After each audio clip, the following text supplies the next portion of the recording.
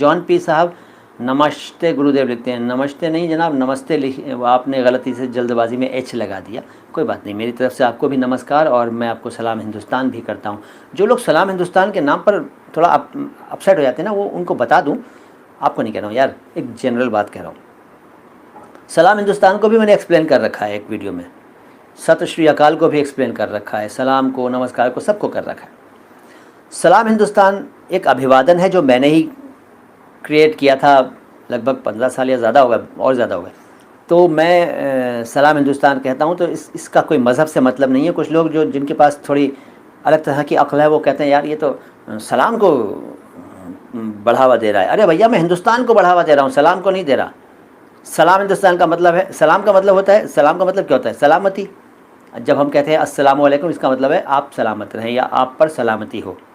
तो मैं कहता हूँ सलाम हिंदुस्तान, मेरा देश सलामत रहे, इसमें क्या बुराई है? अरबी का शब्द होने से आपत्ति है किसी को? क्यों भाई, भाषा तो भाषा होती है। सोचिएगा, मेरी बातों पर सोचा करें।